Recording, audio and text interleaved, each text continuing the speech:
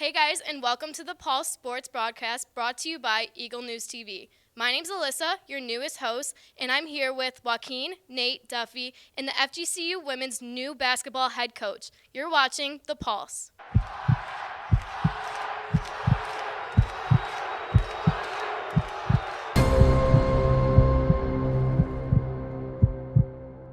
Our very special guest has worked her way up in the basketball world, and she has made one hell of a name for herself.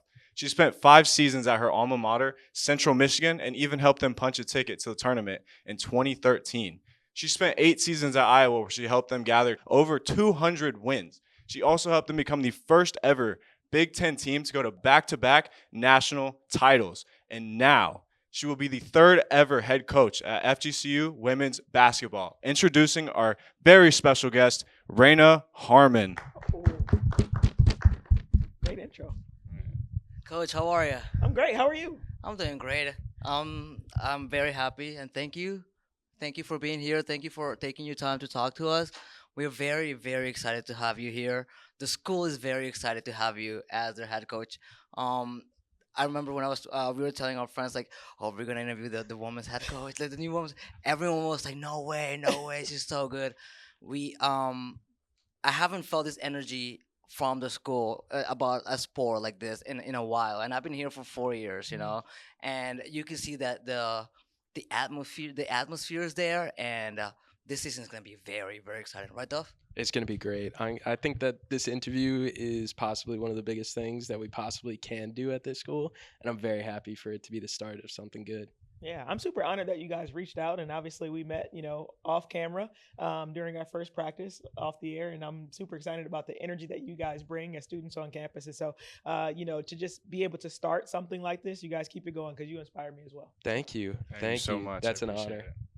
So to start it off, just plain and simple, how are you enjoying FGCU and the Southwest Florida area so far? I mean, every day I leave the house and it's 82 degrees. Sometimes the sun is out, sometimes it's not, depending on what time we start practice. But no, it's been amazing down here. Again, the weather has been amazing. The community, our fans are starting to show up, which I heard they would start showing in late September and October. So it's been fun. I mean, whether I'm at the gas station or earlier today, I was at Chick-fil-A and I might have gotten a free sandwich, maybe. So no, it's been really cool.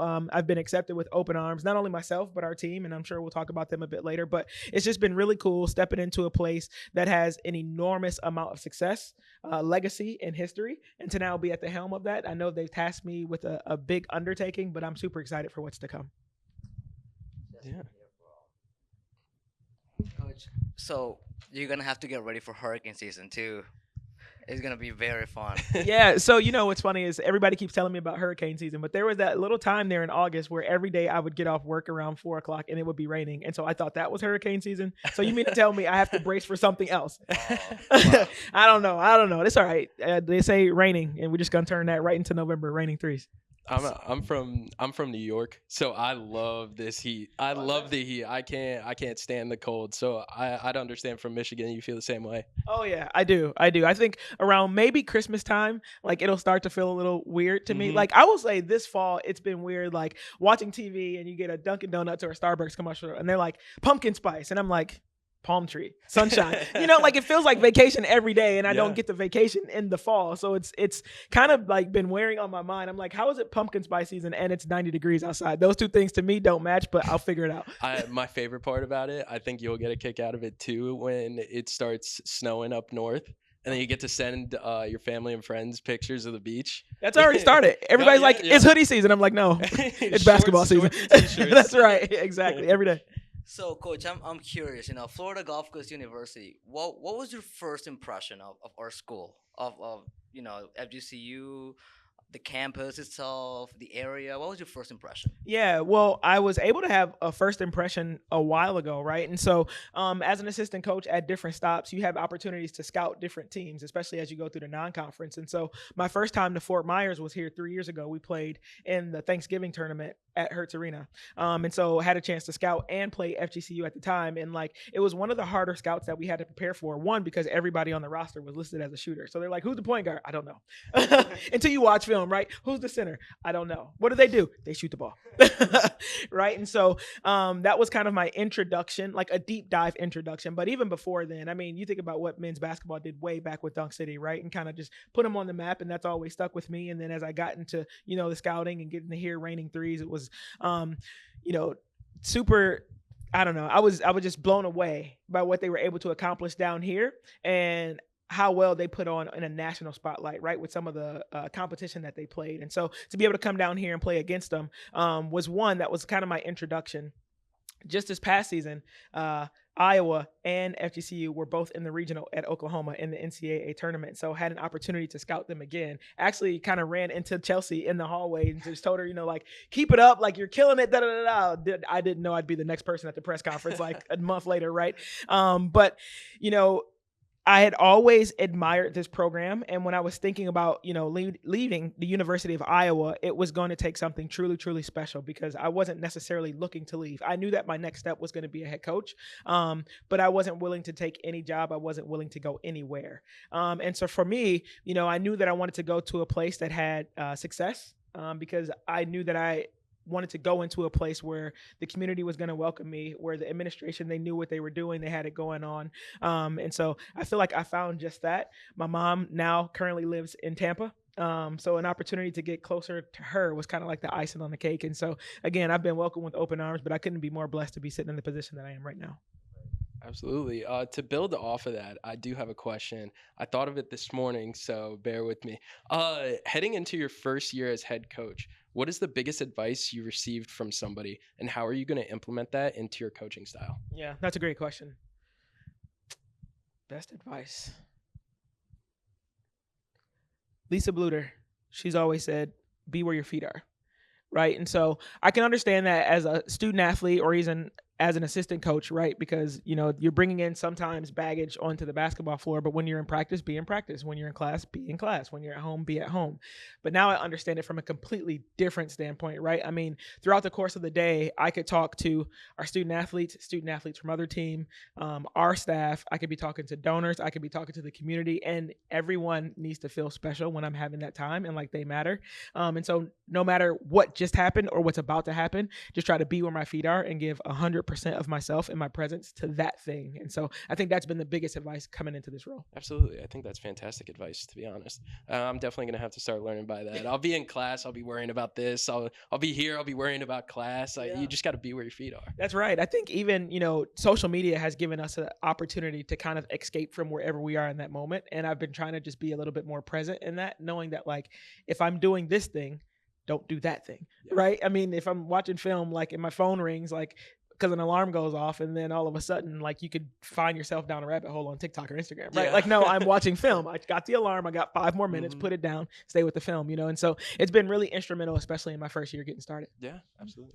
And I love your mindset on that. And I think you probably have to have an incredibly strong mindset to become a head coach. And so for those students that may not know everything about you, how did you get into to coaching? Yeah. Oh, it seems like forever ago now. And so, I played at Central Michigan, but, even being a student athlete there, that doesn't necessarily mean you're going to be a good coach or even know what you want to do when you're in college, right? You're going to get your degree for one thing, but it's like, is that what I want to do? Like, how do you really know, And so I did get my degree in sports studies, and then graduated. I went back home and I became a long-term substitute teacher. Right. And so as I was trying to just figure out what it is that I wanted to do, while I was there, I started to notice some of the young males in the class that were getting in trouble in the school. They would always get sent to my classroom. And it's like, Raina, you're the only person that they will listen to and they will calm down for it. Now, I taught gym, right? So, like, okay, I get it. Right, and health. And so to the point where one of my good buddies, he was the head coach of the 8th grade boys basketball team. He's like, hey, these kids really like you. And a lot of the same boys that are getting in trouble in the school are on the basketball team. Will you help me this season? And so something ended up happening. He couldn't finish out the season. And so here I am coaching this 8th grade boys basketball team, and I ended up coaching them to a championship. Wow. And I learned, like, so much from them as they did from me. But for me, I just kind of got the itch at that moment. And so my AAU coach, when I played back in Detroit, he found out that I was back home after graduation and coaching boys. And he's like, hey, what do you think about coaching your old AAU program? And I was like, all right. I mean, I'm not doing anything after work anyway. And so then I started coaching a 7th grade team. And I stayed with them from 7th grade all the way until they graduated to 12th grade. But what started happening, once they started reaching the 9th and 10th grade, I started having college recruiters, coaches call my phone that were interested in the kids that I was coaching. And so, as they would call my phone, I started to think, oh my gosh, like I don't really see a future in me coaching like middle school age kids or even high school age kids. But college basketball coaching sounds like something that I really would love. Now, mind you, I was in college. I had coaches that never crossed my mind that that's what I wanted to do, right? But as I started getting a little bit older, I realized the age group that I wanted to work with. And so for me, I pride myself on being intentional about if there's something that you want to do, then you put it out into the universe and you work hard to go get it, and then it'll come back to you. And so every coach that would call my phone, I told them my interest in being a Division I college coach, and would ask them, what is it that I need to do to be seen or get on your radar? I'd be willing to come get a second master's degree.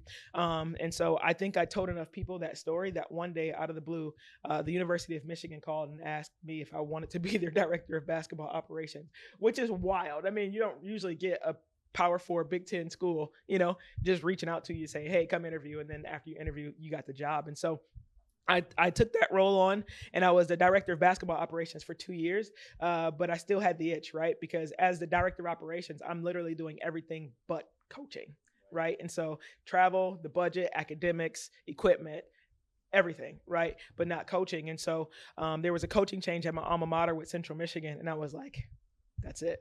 That's it. And so I put in a phone call and I'm like, hey, I would love for you to have me. I know I don't have any D1 college coaching experience, but if you would do me one thing, I want you to go talk to the administrators on campus and ask them about my character and just see what they say, right? Because I already had the plug with all the who's who grassroots kids in the city of Detroit and in Michigan for large part. And so Sue Guevara at that time, she took a chance on me, and that's what kind of kicked off my Division I coaching career back at my alma mater at Central Michigan. That's Yeah. awesome. Yeah. I mean, people think it was kind of like overnight. They're like, oh, back-to-back Final Four. I'm like, oh, no, I took the stairs. That's awesome. I took the stairs. Yeah. That's awesome. That's like, you gotta fight for your dreams. That's right. You gotta never give up. And I'm curious, as a coach, what's your coaching philosophy? Like, what rules do you stand by? Yeah. A big one for me, and you guys will hear this word over and over and over. For me, it's integrity, right? Do what you say you're going to do, even when it's hard, even when no one's looking. That's what we live by, right? And so I pride myself. I challenge our staff and our team to do that every single day, right? Do what you say you're going to do. Whatever your goals are, then your effort and your habits should reflect that, right? But even for me, I think about my why. It's to be the coach that I needed, one, when I was in college, but also two, like I really, X's and O's are fun and the wins are fun.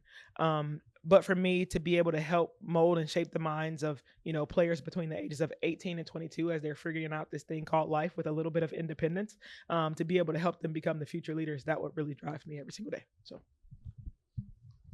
I think that character part was great.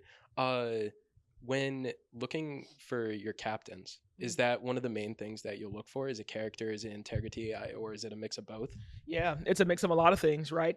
So I think character, is first, integrity, all that. How do they carry themselves when they're on the court? How do they carry themselves when they're off the court? What are their professors saying about them? What are the trainers saying about them? What are the strength and conditioning coaches saying about them? What are their teammates saying about them? How are their parents? Like, I look at all those things when choosing captains. I think the second closest thing is their method of communication, right? Because at the end of the day, they are an extension of me. And so they have to be able to, first and foremost, right, lead. But I think at this age, and this is what I mean by helping shape the next leaders, the hardest part of this age group, I think, is to learn how to hold your peers accountable, right? Because what does that look like? Is it do as I say? Is it just do what I do? Am I walking the walk, right? Do I have the integrity part down? And so I would say, it's character and then it's communication for me. I would say skill is probably not even, it's last. Right? It's last, because I don't think that you have to be the best basketball player to be a great leader, but I do think that you need followers in order to be a great leader. Absolutely. So. Yeah, and I mean, I listed at the beginning all of these things, these great things that you were a part of. And so how does it feel now to like finally have the reins? Like, it's your show now. What is that like for you? Yeah, it's cool, but it being mine, right, doesn't move me much. I just get to be the visionary of it, right? And to get to lead the people. But at the end of the day, it's about the people, right? It's not about me. And so it's really cool that I've been able to attain one of my dreams. But at the end of the day, I realize what comes with that is me helping everybody else that's in our program achieve theirs. I love that. I love that. To build off of that and to go into your first year as being a coach, a head coach, you had a lot of time as an assistant coach at Iowa. So during your time as an assistant coach at the University of Iowa, you had a 208-63 record and combined 5 Big Ten conference titles. Is that correct? I don't know. Okay. We saw I had a lot of fun. we saw a couple mistakes on the website. So Yeah. I just wanted to double check. I don't know. I didn't keep tally. It sounds good though. Yeah. Feel free to add a few more wins and a few less losses, so we're all good. A couple hundred more. But anyway, what kind of leadership did you demonstrate to achieve that record and those titles? And how do you plan to carry that same leadership over to Florida Gulf Coast University? Yeah, that's a great question because it's a different, right? When you're a leader as an assistant, right? When you're not the leader, but you're a leader, right? I think that's different. And so you kind of have to carve out your own voice when you're not the leader. And so for me, it's how do I align myself with Lisa Bluter and Jan Jensen, who are my head coaches when I was there at Iowa. And so how would they want their program ran if ever they weren't around, right? And so being able to understand what their vision was and being able to carry that out. Now, I say that, but being able to carry it out while being authentically me, right? And so I am very relational first. And so for me, it was like, all right, I know what their standards are. I know what their mission is. I know what their values are. Now, how can I do that with bringing a little Raina flavor, to the environment? And so I just think I took that on. And I mean, I'm doing the same thing here, right? I mean, as coaches, there's a lot of ways to do things, but at the end of the day, we're all doing the same things, pretty much. And it's just how you bring your personality to that space. And so again, I was just a very relational coach. I think if you ask any coaches or any players that have played, under me in the past, I keep in touch with a lot of them still. I'm getting a lot of wedding invitations. I'm often, one of the early calls when someone's pregnant with their first child or they're just getting engaged or getting their first job. And so, I tell our players, this is something that I learned at Iowa, you'll get to play under me for 4, but you'll have me for the next 40. So I think that's great. I think that's definitely a type of person that we need leading the ship at this school. Somebody with great character. I've only known you for the last 24 hours, and I can definitely tell that's definitely your character. You're a great person. Yeah, I appreciate that. Yeah. Thank you. So I want to know, you're talking about integrity, you're talking about leadership, I want to know what other values do you look in or do you admire in your players both on and off the field? Yeah. I think, I don't think this, I know this. How they treat other people is huge. And that's, something when we're out actually recruiting that we can see that not a lot of players think that we're looking at, right? But, so not necessarily the action on the floor, but the action between it, right? If you throw a pass and somebody can't catch it, right? What's your communication to that person? You're gonna get mad at them. Yeah. Or am I, my bad. Yeah. Even if it was a perfect pass, how are you going to communicate that to them, right? That's something that we look at. If the coach takes you out because you make a mistake, what is your communication like? How are you treating your coach at that moment? If a ref calls a foul that you don't agree with, how are you interacting with that ref in that moment? And so, again, character things. And so those are things that we look at on the floor. I also look at players that want to be involved and play for something bigger than themselves, that want to be a part of a family. And so I'll typically ask a recruit, give me your top 3 priorities through your recruiting process. And if at some point they don't say the words like good culture, family oriented, a great locker room, then it's probably not going to be a good fit. Right? Because I pride ourselves on having exactly that, and we lead with that, right? Making sure that we have a great locker room. I mean, if your locker room is tight and they're playing for one another, like not for me, right? They're playing for one another and they're playing for the university, you can go far. I've experienced it like year after year after year. And so, I mean, those are just a few things outside of talent. Obviously, talent is key, right? Getting the right people, but, it is exactly that, getting the right people, in the locker room. Oh, yeah, over the past few years while I've been here, I've watched the women's team do exactly what you're talking about, where they play for each other and they're even in game, they're having fun, they're smiling, they love each other to death.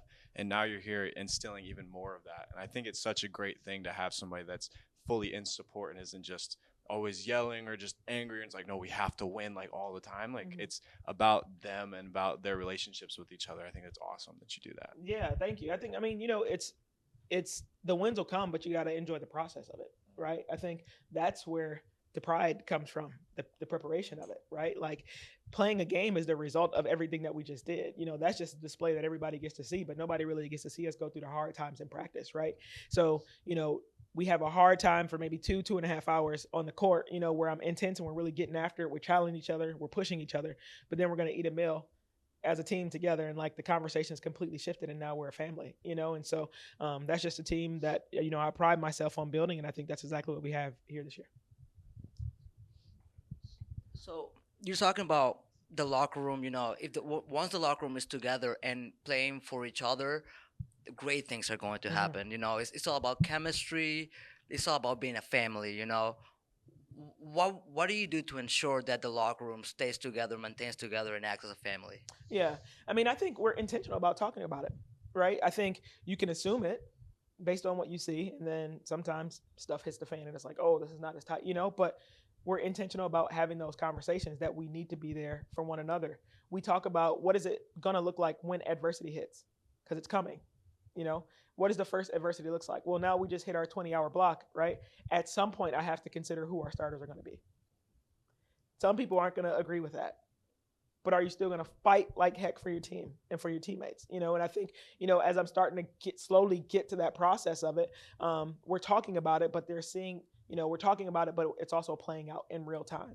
And so I think, as a head coach, you can think everything is rosy and not address it, and then something comes out the blue and you're like, oh, I thought I had it figured out, or you can give them the space to talk about the things that, may present obstacles. You rely on your captains and how they communicate, and so I check in with them and I'm like, hey, what obstacles do you foresee can be in our way coming soon? And one of those was like, it could be once we decide on starters, or who's as playing time starts to sort itself out, and so you just put it in front of them early.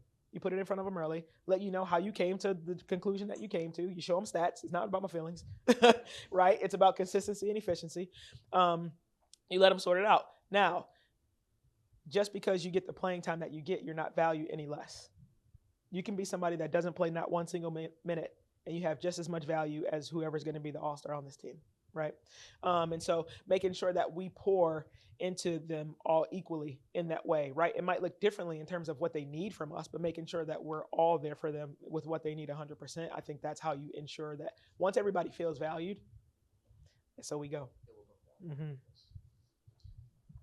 So to build on performance and this great squad of women that we have at this school, FGCU's women's basketball has a long history of success, specifically ASUN dominance. Yeah.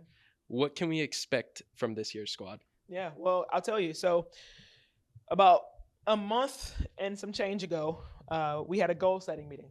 And so it was one where I asked them to list the goals individually, that they wanted to achieve as a team. Just throw something up there. Nothing's off. Everything that they said, we're just going to throw on the board right here in this room. We're just going to stick it on the wall. And then coaches, we're going to leave. And team, you're going to come up with 3 goals that you think are achievable. They have to be SMART goals, right? You got to be able to reach them, right? You got to be able to quantify it a little bit. And so they had about 25 things on the board. And when we came back, one of them was to win the ASUN, and we talked about how we're going to win the ASUN. We talked about what we need to do on the offensive end, what stats we need to reach on average, what we need to do defensively, how we need to take care of rebounding. I mean, all those were like sub goals within that one goal, but at the very top was to win the ASUN. That wasn't us coaches. That was the team. Absolutely. I think that's great. I think that's great to have the players, not just the coaches, but the players having that mindset of we're going to win. That's right. No matter what. We're going to try our all. We're going to put everything into this, and that's our main goal. That's right. I think, too, when you have players, it's easy for them to have the buy-in because it's their goal, right? My job is to just help get you to the finish line of said goal, right? Making sure that your behavior, your effort, your habits align with the thing that you said you wanted, right? This isn't my goal. This isn't, hey, everybody follow me. I think, no, that's never going to work, right? But as a collective, you guys agreed. I asked if anyone opposed. You said no. These were the goals that you guys said you wanted. I said, do you trust me to help you get there? You said yes. So it's their goals. I'm just helping them reach their goals. Yep. Absolutely. That's great. Yeah, thank you. Oh, yeah. I mean, we can, off of what we know about you now and them having those goals, I'm have all the faith in the world that you'll be able to help them get there. And we know in our hearts, and I think everybody at the school knows, like when we talk about women's basketball, it's ASUN championship, like all the time. That's what we talk about. And so I think having you here brings so much more confidence, even, which is so crazy to think about. Yeah, because Carl and Chelsea are wizards. Yeah, and so thinking about like having you here and it being such a hyped up season now at this point, I think in our minds, who are you most excited to play this season? Everybody that's on the schedule. I'll tell you what. I'm most excited to play Lynn because that's our first game. That's our first game, right? And then you ask me the same question, and then I'll tell you Davidson because that's our next game. Right? Good answer. Because at the end of the day, I mean, and I don't say this as disrespect, right? But at the end of the day, you put the schedule together to test you, but it's not about them. It's about how we grow and learn throughout the process. So, right, there's some big names, and I'm sure people are like, oh, it's fine. But I personally have played those teams, right? And so, yeah, they're big games, and they're going to be big tests for us. But at the end of the day, I think the most important one and the one I'm most looking forward to is the next one on our schedule. All right. So I wanna get to know you a little better. I'm gonna give you a situation. I'm gonna give you a situation. All right. Okay. So, it's game day. Yeah. Wake up. What do you do? How do you prepare yourself for the game? Yes. Wake up. I take about 5 minutes to myself. Okay. Right. To kind of just reset for the day, and then I'm probably either lifting or hopping directly on the Peloton. Yeah. I have my favorite instructors.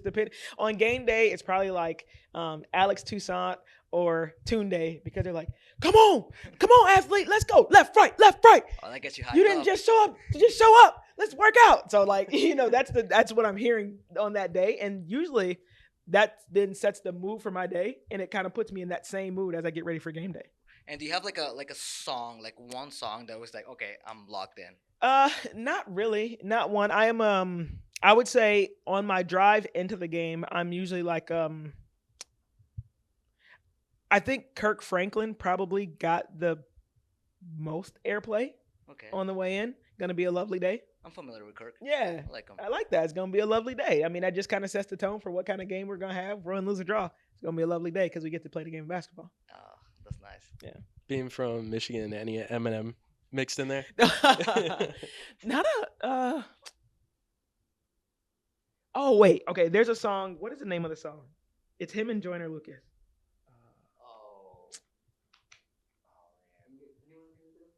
Oh man. I know exactly. I know. If I heard it, It starts with like bells. It's Eminem and Joyner Lucas. The cover is like an airplane. The back of like an airplane. It's like lucky you. Oh, yeah. Hey, lucky you. And taking it back to Michigan, you played there, like you said, and we see now like your competitive nature. You have like that fire in you, and obviously we've seen it out of the team. So in your coaching style, have you ever, for fun, challenge them to like a one-on-one or anything like that? No, I don't know how old I look, but no, I think these ankles and these knees are no. Now I will challenge them to a shooting competition. Right? I mean, there's a reason I'm all about like where my shooters at raining threes, right? Like, so in high school, I tore my ACL. I used to be like kind of a freak athlete. Like I can jump, I could grab the rim, all those things. And then, tore my ACL, I became a shooter, right?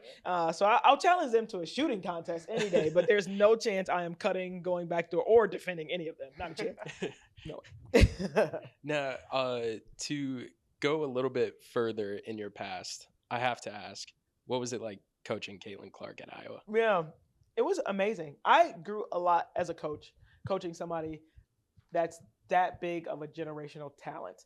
Because what are you going to tell her? I mean, did you watch her play, right? Like, I mean, what are you going to, and so to try to find the little nuances in her game to be able to coach her. Or for me, it was, how can you get her to recalibrate and just not think about it for a while? I mean, the inside jokes that we have, the names that we call each other, right? Just kind of, again, that relational aspect, right? I think Lisa Bluter did a phenomenal job of holding her accountable while also allowing her to play free. Wow. I mean, just a masterclass in like how to handle a Kobe Jordan-esque type player, right? But it was really cool to get to coach her and just be able to see her process as she approached the game, right? And knowing that, some of the shot attempts that you guys would have seen on ESPN are shots that we've seen hundreds of times before practice, hundreds of times in practice, hundreds of times outside of practice. And so it's funny because I remember I saw this tweet and it was like, do her teammates like her? Like, she just hit that bomb and nobody moved. Yeah, we've seen it 1,000 times. Like, you're welcome to the party, bro. Like, and so it's like, yeah, we're happy she hit a three, but like, we literally have seen this, And so to watch her kind of meteoric rise, I think that's the word. It's cool to kind of have an inside access of that, and just, again, to see her process, with her teammates, and how she was able to hold them accountable, and also the tough conversations that we had to have about being intentional about our locker room and the culture there, and what we wanted to achieve, and have very, very high goals, holding everybody accountable and getting buy-in and belief from everybody inside that locker room that we could do exactly what we did. I think was just a phenomenal experience that I'm blessed to be able to be a part of. Definitely. And with everything that you have accomplished and all your experience, is there one memory that you stick to, or that that stands out for you? Yeah, I think in my coaching career, the thing that jumps out at me the most, because I don't know that I'll ever get to partake in something like this ever again, is to be able to play in front of 55,000 fans on a football field in October in Iowa. Raising money for the 55,000. Yeah.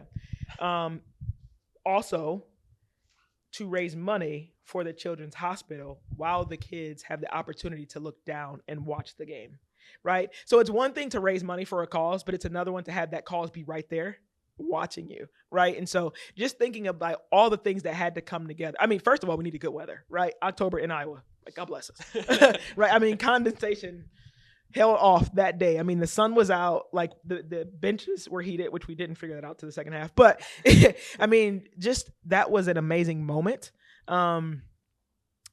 for playing for something kind of bigger than us, right? Like, we understood where we were in that moment and who we were, and that the eyes were going to be on us because we were opening up the season. So we had the last game of the season before, and then we're opening up with the first season, the next season, to finish as the last game of that same season. You guys can imagine after that 2-year stretch how exhausted we were. But just to be able to play in front of 55,000 fans, to inspire a big group of people, bring a lot of attention and eyes to the sport of basketball while raising money for kids that's able to see you do what you love to do, especially for the young girls that were in the children's hospital because they'd only see football.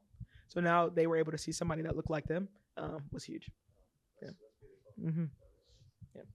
Yeah, and like to comment like what you're talking about with that. I mean, like, my little sisters have become obsessed with women's basketball because of the big rise it's had, and CC has a big part in that. And so, what's that been like for you to see women's basketball get so big? Like, how's that been? Yeah, it's really cool. So, I mean, when I first got into it, you would see, a lot of families. And then you start to see a lot of little girls. I think what's really cool is when you start to see a lot of little boys with WNBA jerseys on. That's when you're doing it right, and the sport is transcending genders. And it's like, okay, this is a fun thing to watch, and I want to be like her when I grow up, right? To hear little boys say, I want to play like her, when I grow up, I think it's huge. And so it's been fun to be in it. But also, while you're in it, you don't realize how big it is. Maybe until you go to like Twitter and you're like, okay, my whole algorithm, but is that because I'm in it, or is that because everybody's algorithm looks like this? I'm not quite sure. I think the one thing that kind of just showed me is, like, I could be in the airport with Lululemon on, and people are like, Coach Raina, and I'm like, whoa. How do you know that? I think that's just been a wild experience for me to not have on any university, be it Iowa, FGCU, and people kind of stopped me and was like, I know you. You look familiar. You're a part of something special. Has been really, really cool. It also comes with great responsibility, right? And how myself and how people are around me, former players at our coach, how we show up in the public, right? Everybody's always watching, so, you got these little eyes upon you that, they're watching your social media pages. They're watching you play the game of basketball, but they're also, if they see you in the community, they also want to emulate what you do. So with great power comes great responsibility. And then, so lastly, to end it off here, because we don't want to take too much of your time, what is one final thing you want to say to the students and to the fans going into this year? What do you want them to know? Yeah. that this program has an outstanding history of success, and we are aware of the shoulders that we stand on. We're aware of the direction that the arrow was pointed in when we got here, and we're going to keep sprinting in that direction. Yeah. Raining threes. But Maybe Raina threes now. I'm not taking credit, but I might hit a grittier three or three on the sideline when we hit some threes. before we let you go, I really gotta ask. Unified Ballers, your clothing brand. There we go. There we Those- go. Bet on yourself. Yeah, that bet on yourself Mhm. graffiti shirt and sweatshirt. Yeah. I love it. Thank it you. looks so good. Yeah. It was awesome. Thank you. I appreciate it. I thank you, one, for acknowledging that. I have been intentional about not being the face Mhm. of my own brand because I didn't want it to be limited as, I'm attached to, at the time, a program. I didn't want to have fans from other fan bases not support the brand. And then, we kind of started to blow up. And then, I don't know if you guys have ever seen this t-shirt, but I end up coming out with a shirt and it had 5 names of the 5 Black women that took their teams to a Final Four. And literally, there were people from Arizona, South Carolina, LSU, like wearing that shirt, had no idea that a coach from Iowa created the shirt, right? No idea. But if they knew, would that have created a little bit of distance there? Perhaps, right? And so at the end of the day, it wasn't about me, right? It was about supporting those women that were on those shirts and those communities. Even to the point where, all the proceeds from that money went to an organization that that holds like a conference every year for young coaches. And so I gave some money to help create some scholarships, just to help raise the next group of young coaches. So that's been really fun for me. I started saying where my shooters at when I was at Central Michigan. And just a little backstory about why I started Unified Ballers. And bet on yourself, right? Because oftentimes you got shooters, they hit a slump, they're not confident. I'm like, yo, just bet on yourself. Not literally, don't do that. But but right, like just bet on yourself. You got it, right? Short-term memory, knock down the next one. And so what I realized is that as I started to have a little bit of distance between the players that I've coached in the past, I would start seeing them retweet hashtag where my shooters at or hashtag bet on yourself. And I'm like, oh, this really stuck. I was literally just yelling this in practice and it stuck. And I was like, I wonder if I put this on a t-shirt, what would happen?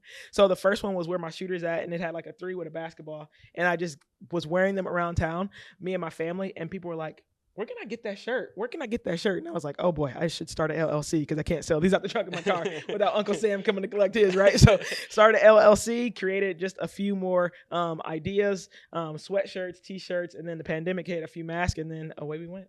I love the bet on yourself collection. Yeah. I think it's such a great saying too. Mhm. And it can build so much confidence That's in right. oneself, Yeah. especially just with those simple 4 words. Yeah. I think I'm kind of like a embodiment of that, right? Yeah. I think about when I was coaching that middle school team, and all those college coaches were calling, and I'm like, hey, how do I do this? How can I get to where you are?